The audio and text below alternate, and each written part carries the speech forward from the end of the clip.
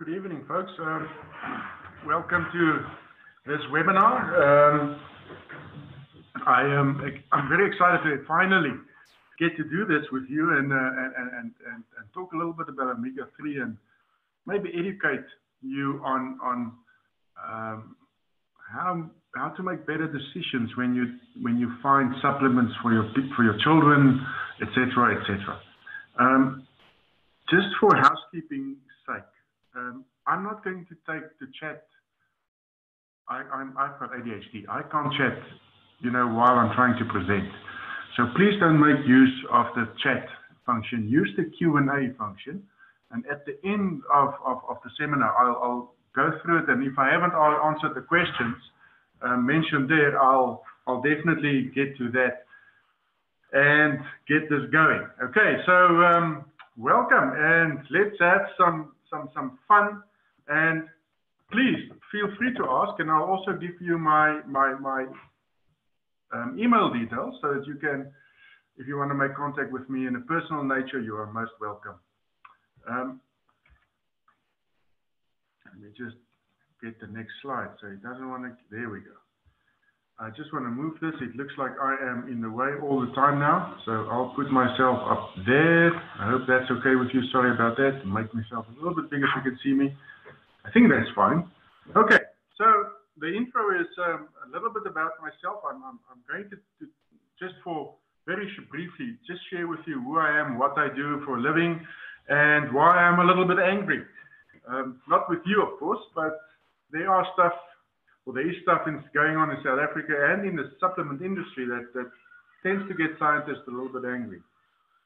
Then I'll share some ground rules for evaluating supplements, and this is a very important part of my whole presentation to you tonight, because it's so important to understand a few aspects of science, supplements, etc. And if we can set the ground rules, then from there we can start evaluating. I'm going to use some examples in our market that I'm not going to bash any company, but I'll show you what they say. I'll play it off against the science, and you can make your own decisions.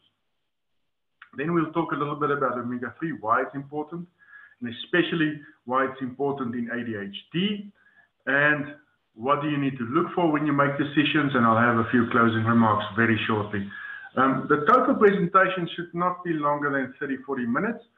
We are going to upload it onto YouTube. No problem if you can't watch everything, but pop in the YouTube channel and make sure that you get the information so that you become one of those informed consumers in South Africa.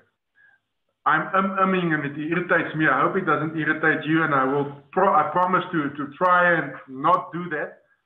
I know how difficult it is, but I'm Afrikaans speaking and I need to do this in English because I know we've got a few English speaking guests tonight. Okay, so who am I? I think a lot of people ask themselves that question at some stage, but I am Deon Visser. I'm a professor in chemistry at the University of the Free State. I'm almost 30 years in chemistry now. Over the years, I've produced more than 150 peer-reviewed articles in scientific journals. I hate it when people lie to me. I hate it when people think I'm stupid, because when they lie to you, they think you are stupid enough to believe them. And unfortunately, supplement companies lie. What I didn't put in here is my wife and I, Karen, we have 3 boys. The oldest is an Asperger. He's on the autistic spectrum. The middle son has got ADHD. And then we've got a little laatlammetjie of 6, almost 7. He will tell you 7 almost. And wonderful kids. And BioLink started from their challenges. My research into nutrition in terms of ADHD started from their challenges many years ago. So over the years I've done a lot of research into what works, what doesn't, etc. And I'm going to try and share that with you. And unfortunately, if you're looking for a magic bullet, you're not going to find it in this presentation. You should go somewhere else. I don't know where, but go and have a look there.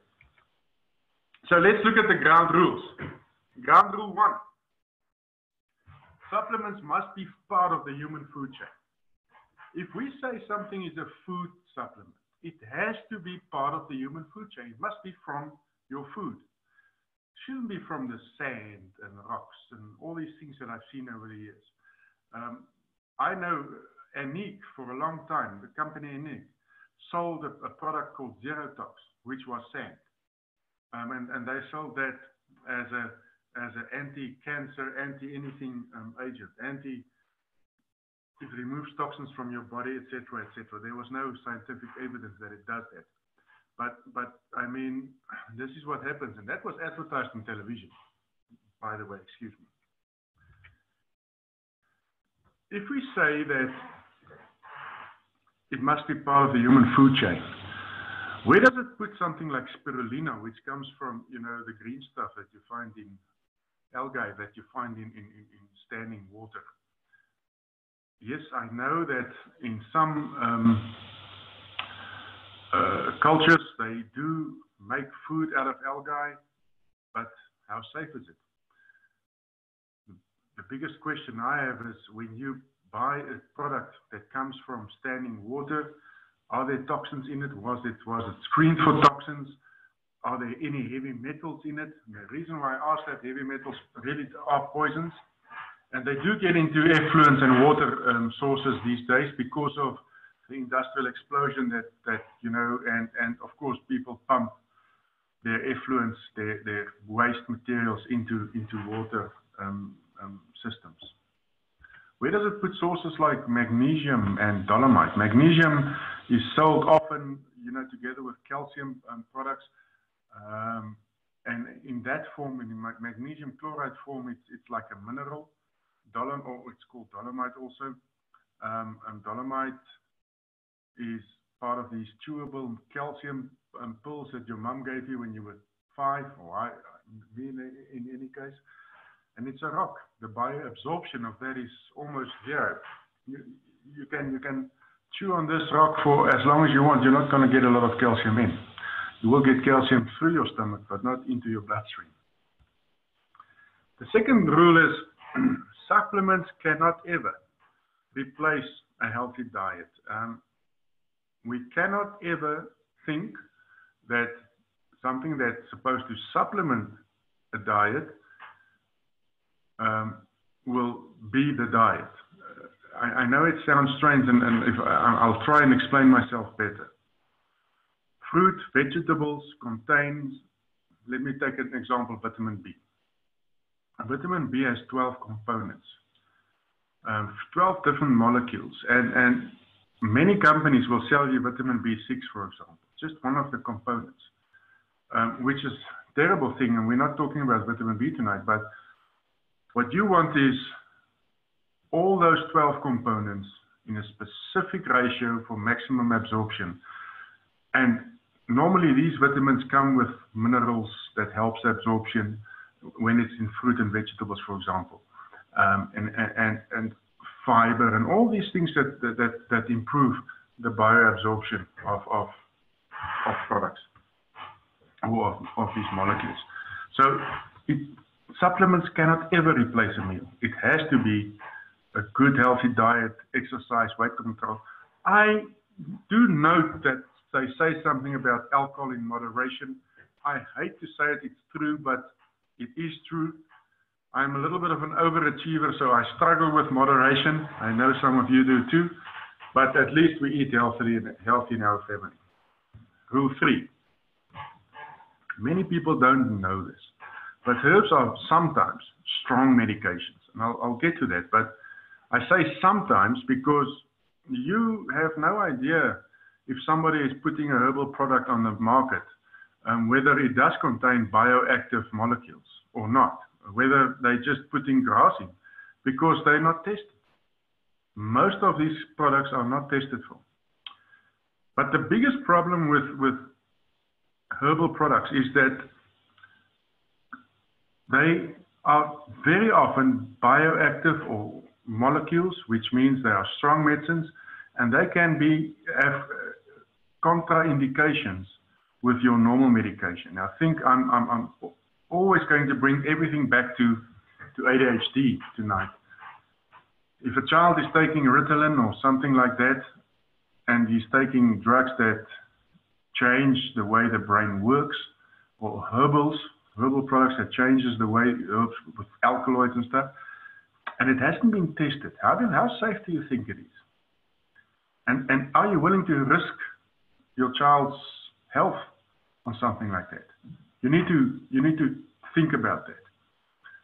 Herbal products also are not put through rigorous clinical testing like you would for a pharmaceutical drug.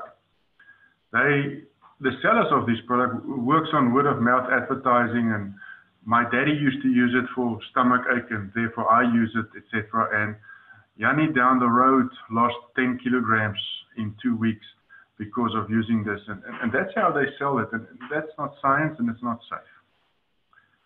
The biggest thing to me is that many herbs contain stimulants similar to or including caffeine. Now, if you have high blood pressure, and a recent study, about 5-6 years ago, a study brought out in South Africa showed that about 50% of South Africans who have high blood pressure don't know it.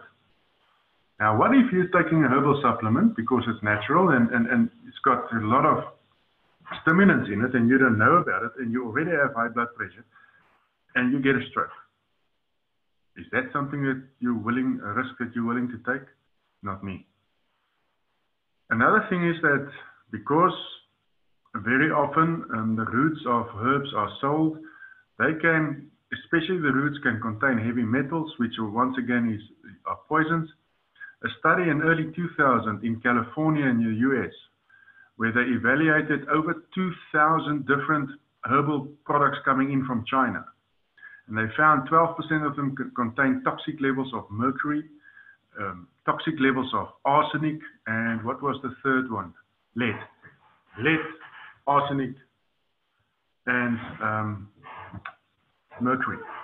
So are you willing to take the risk? Are you willing to poison yourself for something that is sold that it might change a certain health issue with you? When you put herbal products and ADHD into Google, you get a lot of help, which I don't know always if it is. I really wouldn't give it to my dogs because it hasn't been tested. And you might want to say, differently, but if you can show us science, I'll start looking. But let's do a few examples. So herbs like chamomile, echinacea, which is used for, sorry, my English is letting me down, to help to prevent colds and flu, etc. Clove, evening primrose oil, dong quai, licorice, ginseng, ginkgo biloba, you know these, willow bark, all of them are blood thinners. So if you use this in high concentrations or high dosages, and you get into an accident, you start bleeding, the doctor doesn't know that you're using it, and you might have a problem in the operation room. And I've really come across a situation like that several years ago when I did a talk. And after me, a Bloemfontein doctor spoke, and he smiled when I spoke about ginkgo biloba, that is really risky if you know you're going to get an operation, you shouldn't take ginkgo. And they sell it as an immune booster. So you would, and he actually smiled while I was saying this, and when he got onto the stage, he said, I just want to link onto what I said, and just the previous week, he operated on a person who had a tumor in his forehead, and to remove the tumor, and the man's wife was pushing him with ginkgo to build up his immune system for this operation. And they didn't tell the doctor about this because ginkgo biloba is natural. So they didn't think to tell him, and they almost lost the guy through blood loss because, he was bleeding on the operating room, and an operation that should have taken an hour or so took several hours. So I'll be careful. A few more examples. I got this from a journal, a scientific journal, American Family Physician. that shows some interacting drugs. So ginkgo interacts with aspirin, warfarin, and all these others. I don't know what they're used for. I suppose they are also blood thinners. And John's wort is used a lot in herbal potions for mind enhancing.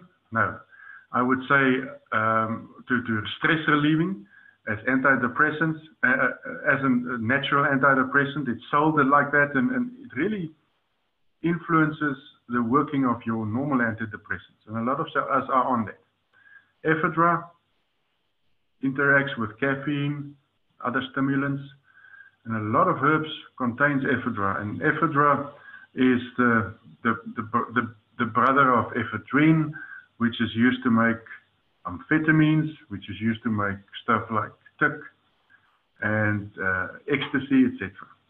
Kava, sedatives, etc. So I think you get the idea that herbals is not something that should be mentioned in a talk about supplements, because it's not a food supplement, number one, and number two, it's not safe. And I don't care who says what. They are not safe if you take it with other medications, and because they haven't been tested, I wouldn't feed it to my dogs even. And I love my dogs. Ground rule 4, there must be science. No. Ground rule 4 is not just about science. It's about peer-reviewed, large, long-term, double-blind, placebo studies. And we don't want the authors to be part of the product development, and we don't normally want them to be funded by the company whose product is being tested. Then and only then, I think we can play. So the science, if we want to make big claims about clinical studies and clinically proven, then there must be a lot of good studies that support this. And I'll give you an example of that right now. So BioStrat is a well-known brand in South Africa. They are on radio, very active on radio, and I took this from their website 2 days ago. So here down below it says BioStrat has been clinically proven to assist children with hyperactivity and learning problems. Got a few problems with this. The clinically proven is the first problem. The second step is it assists children with hyperactivity and learning problems, without being very specific. So it's very wide, broadly stated. But when somebody doesn't know much about medicine or studies like these, read it, I think you would believe it. It sounds really good. Let's see if it is, and you will make the decision. I'll first tell you what the National Advertising Agency in the USA had to say about that kind of statement of this product, specific product. Clinically proven claims are a promise that there's scientific evidence. There's an implied promise that the clinical testing was grounded in sound scientific methodology. So they have a problem with the clinically proven claims, and they forced this product or this company in the US. I don't know if they have the same name in the US, but they forced them to take off the statements from their website that had all these fantastical claims. But it doesn't stop there. Let's just talk about what's in BioStrat.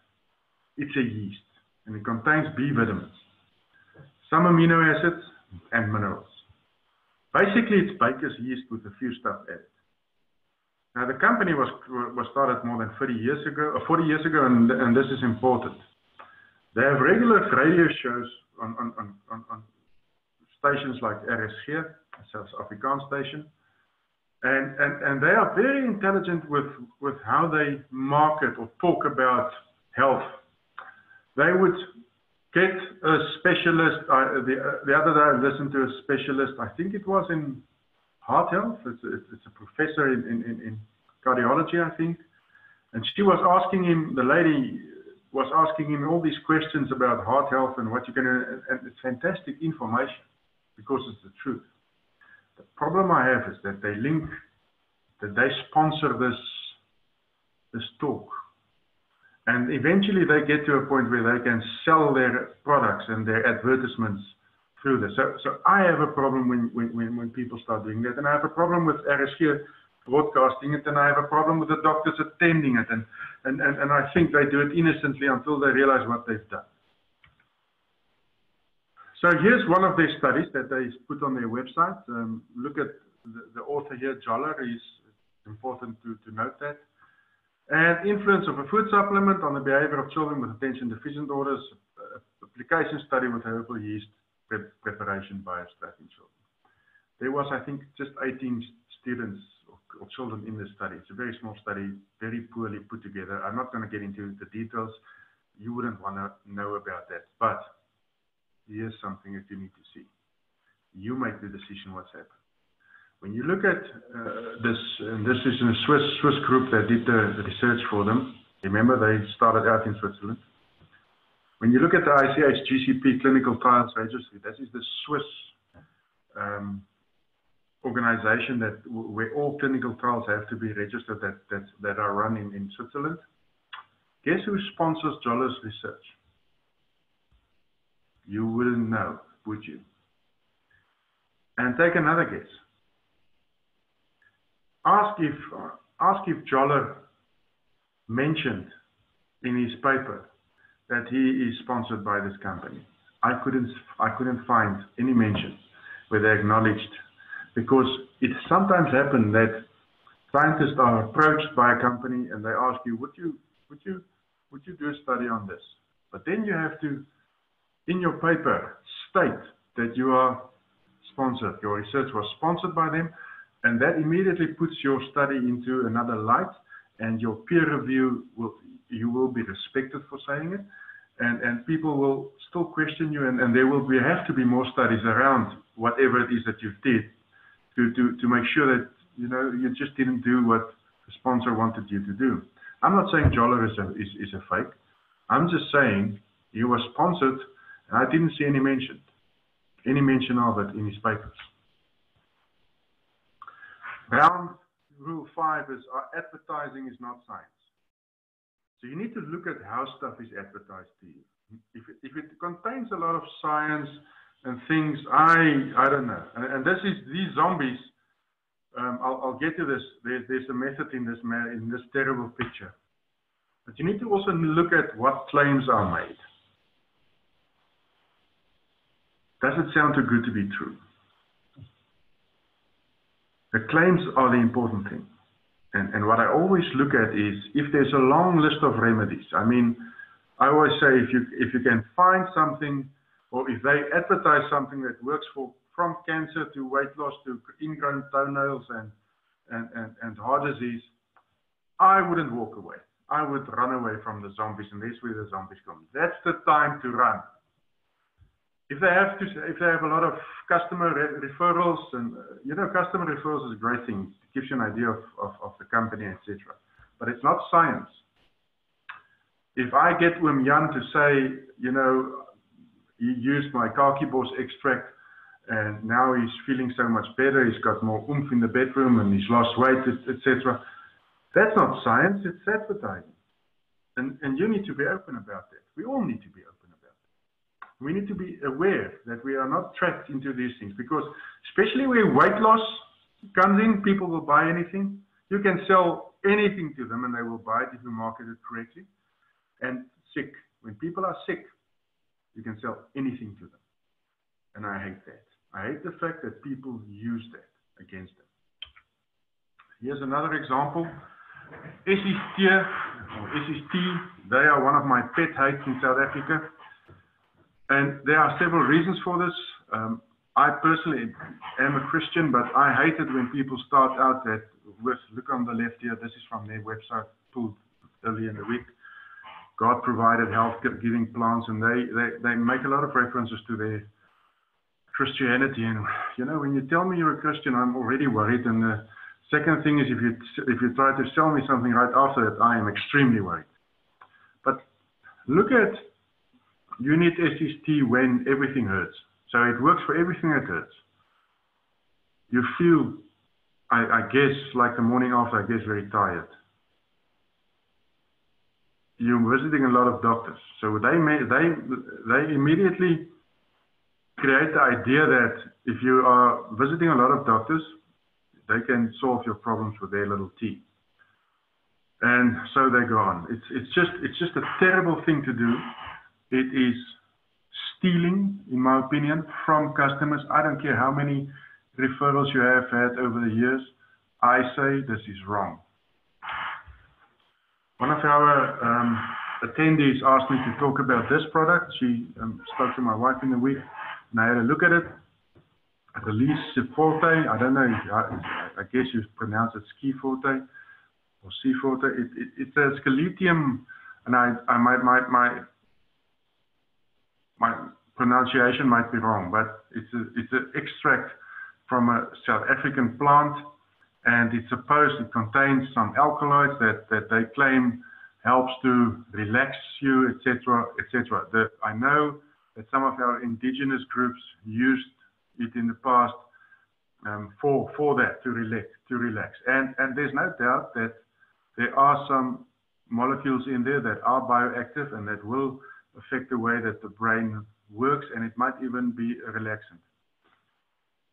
I want you to have a look here. They say they've got 3.9%, and they claim further on in their web, this is from their website also, taken this week, that the alkaloids the alkaloid content in their pill is more than in any other product, so they increase the alkaloid content. I'll get to that right now. Alkaloids are a group of chemicals. It contains chemicals like caffeine, nicotine are all part of the alkaloids. Even cocaine is an alkaloid.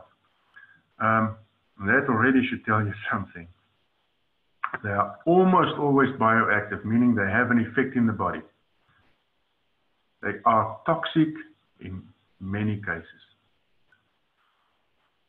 This product is sold in South Africa, but it hasn't been properly researched. Let me tell you why I say that. First, I did a PubMed search. Now, PubMed is a medical search engine. I did a search where I put the active ingredient and ADHD in. You can see how many results I got. There is a little bit other stuff, and I'll show you one of them. This is a review article. That means it's an article that looks at all the research that's been done. And you can see the publishing date. It's supposed to be published in October 2019. It will be printed. It's already available on the web. And this is the final, and this is a South African study, and it's a very reputable journal. Some of my colleagues in University of Free State also publish in this journal. They say, however, despite the substantial interest that mesembrine, now mesembrine is the group of alkaloids that are found in this product. Numerous unanswered questions still remain, particularly pertaining to its pharmacological significance. We don't know yet if it's really working or not, and we don't know if it's safe. It's interesting. It's an interesting molecule. I just want to go to the last. Give the reader an overview of the current state of mesembrine and allow for the identification of new pertinent questions to advance. What they basically say is, we haven't found much yet. We know it's interesting. We're not sure if it's pharmacologically significant, but we do need more research. Yet it's already being sold as the answer to all your problems. You think that's a good thing to do? I rest my case. Ground rule 6, natural is not always good. Cocaine and weed and all these things are all natural. Doesn't mean it's good for you. So whenever somebody says, my product is natural, I'll have a good look at it. You know, make sure that whatever it is that is so natural, you know, once again, it's not part of the human food chain. Some of you would maybe say that weed should be part of the human food chain, and I will strongly disagree with you on that. So the South African supplement industry, what does it look like? This is the next topic. Well, it's toothless. It's extremely poorly regulated.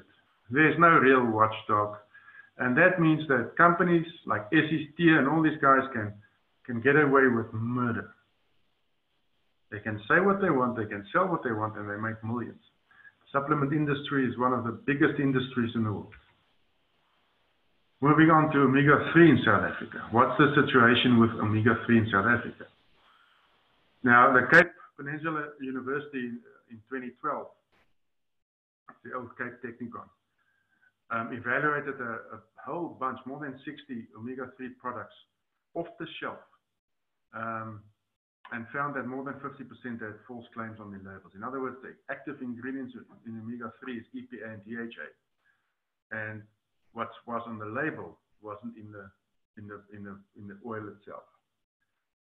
But that's not the biggest concern. Most of those, more than 50%, close to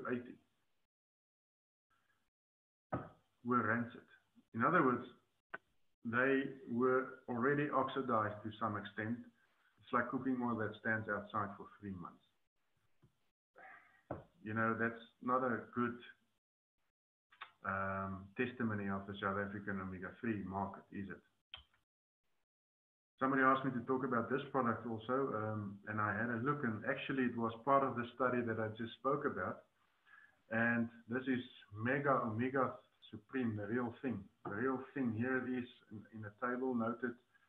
This table was drawn out after the study by someone in cancer research and is published on the web. I can easily give it to you, get it to you. So this value here of 14.4 is the percentage of peroxides in the oil. This has to do with the rancidity, being rancid that I spoke of. If it's less than 5, it's acceptable. You can see it's already 3 times that. Lekker. But that's not all. Ethyl esters found in oil. That's the EE value. So they found these ethyl esters. That means somebody has been modifying maybe the oil a little bit, or the purification process wasn't that great. And ethyl esters are linked to cytotoxicity. Now, cytotoxicity is the ability to give cancer. But let's just look at how this company markets their product again. Make way for Omega-3 Supreme, our Norwegian formula in convenient capsule form and the super champ of fish oils. It's even more concentrated. So they have a 2-step distillation. It all sounds fantastic. But when you look at the test results, it doesn't. Yes, given this was in 2012, maybe they cleaned up the act. I don't know. I'm not going to test it. You can ask them. So why is omega-3 important in general? I'm not going to spend a lot of time on this, but number one, healthy heart. You need, all of us need extra omega-3 for a healthy heart. Excuse me, just want to take a sip. A recent study a couple of years ago in America, they had a whole lot of American doctors, GPs, and all they did was serve them an extra serving of fish per week for 6 months. And those guys had a 52% increase in cardiovascular health just because of fish in their diet extra. It decreases bad cholesterol. It has to do with cell membrane fluidity, and I'll get to that just now. It's an anti-inflammatory, not just joints, but also, you know, for environmental factors like high fever, etc. It has an anti-inflammatory effect there as well. I'll get back to this cell fluidity because it's important in terms of the brain. Why is it important in ADHD? And I just pulled this from a couple of recent studies. It's a suitable adjunctive therapy for ADHD. So in other words, what they did is they used it together with stimulants for ADHD, the normal Ritalins that you get, and they found that it works very well with those. In fact, it increases the child's ability to cope.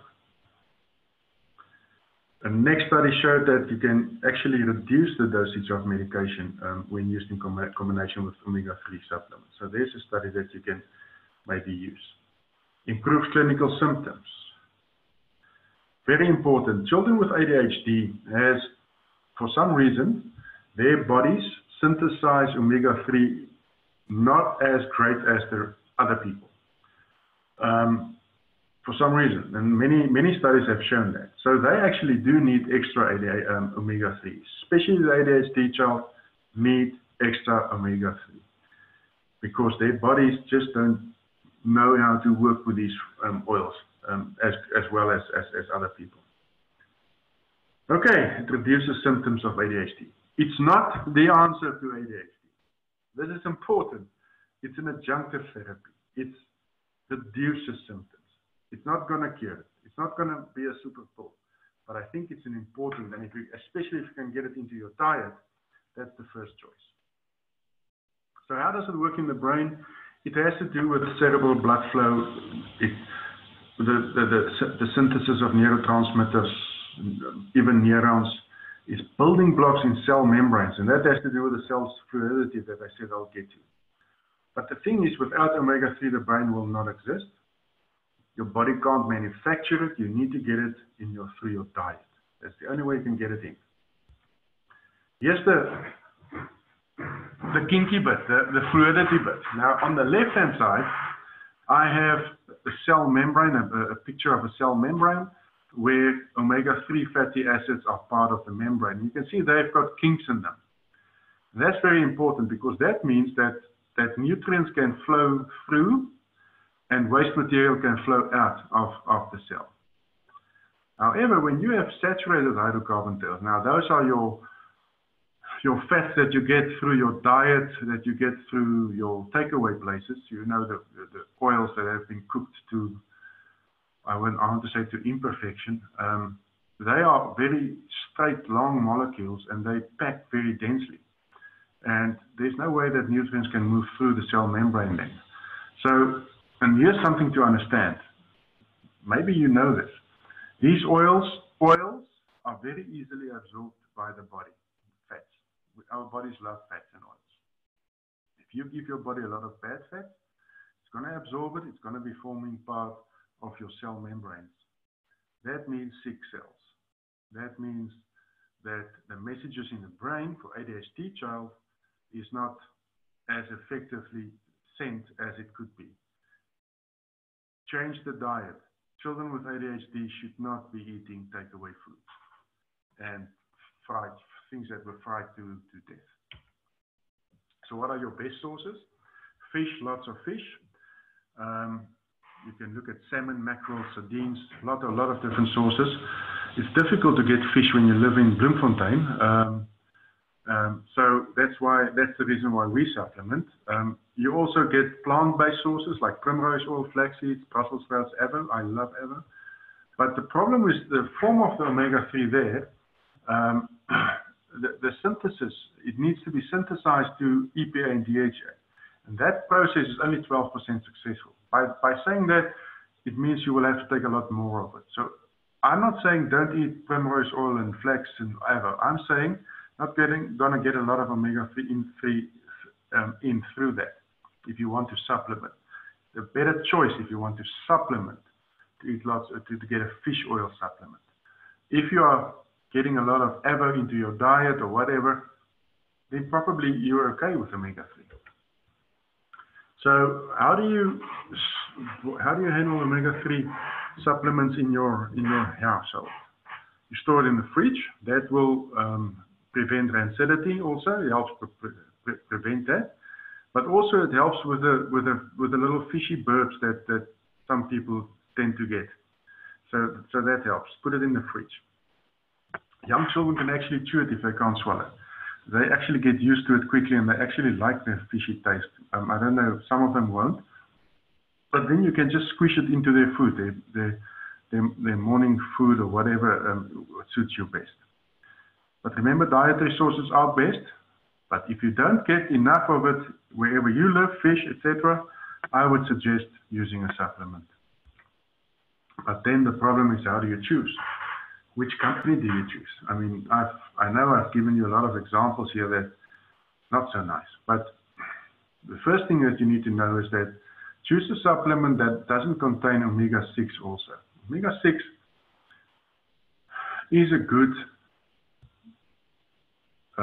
essential fatty acid. But we're already getting in too much of it in our diet. And if the ratio of omega-6 to omega-3 is too high, it's supposed to be 1 to 3, it's 1 to 30 in the Western diet. Then it becomes, instead of anti-inflammatory, it becomes inflammatory, and you don't want that. So no omega-6 in the product. Find a reputable company with a long history. That's difficult. I've shown you an example of a company with a long history. Are they reputable? That question remains to be answered. Ask about quality control. In South Africa, it's a joke. So I suggest find an international company that can prove that they are doing quality control. Last thing is it's an oil. So it must look like an oil. I've seen omega-3 products that are chewable in solid form, in chocolates and etc. And I'm not so convinced that those are really good. I haven't tested it. I can't say it for a fact. But if it's an oil, it must look like an oil. That's my my short take on that. I'm almost finished, and so many people ask me which product is the good one then.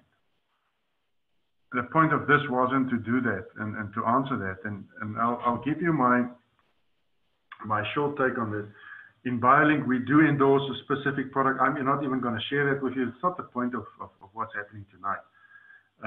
You can, if somebody invited you to the seminar, you can talk to them about that. I'm giving you my personal email address at the university. You are welcome, if you have questions, to email me. I will answer each and every one. I'll make contact. If you want me to phone you, I'll also phone you if you drop me your phone number. But please don't try and sell me stuff. I'm not going to buy anything else. There are so many products on the market. There are several good ones. The one that we are using, I've tested myself, and I'm happy to use it and give it to my kids and tell people about the company, and they can, link to them and make contact with them and buy from them. So that's my story in short and hopefully quite sweet. I want to see if there are any Q&As. There's one Q&A. Okay, so I've heard that it's better to drink omega-3 before going to bed because your metabolism is slower and it is better absorbed during sleep. Is that true? I don't think so. I think it's okay if you take it in the morning, Kumi. Most people drink it in the evening, and the reason why they drink it in the evening is to avoid the burps. But these oils are fantastically absorbed, and a slow metabolism has nothing to do with absorption, if I'm correct. Somebody might say I'm wrong. So don't. And there it comes. What about Manatech? I really don't want to talk about Manatech. I'll do that in a next seminar. I've been haunted by Manatech sellers trying to convince me that it's a good product and that the science behind it is solid. Manatech has been in several lawsuits over the years, especially in the USA, where they've been slammed with huge fines for false advertising. But that's Manatech, and I'm not going to talk about them tonight. I don't even know if they have an omega-3. I do know that the plant sugars that they sell will not have any effect on ADHD or the human brain. That I know. Any other questions? If there's nothing, I'm going to switch off and say thank you so much for attending, and I hope I see you again when I do this. We're going to put this on YouTube. Share if you thought that you enjoyed it and that you found something, and make contact. I'm going to leave my details here. It's visserhg@ufs.ac.za. Please contact me and have a great evening. Bye.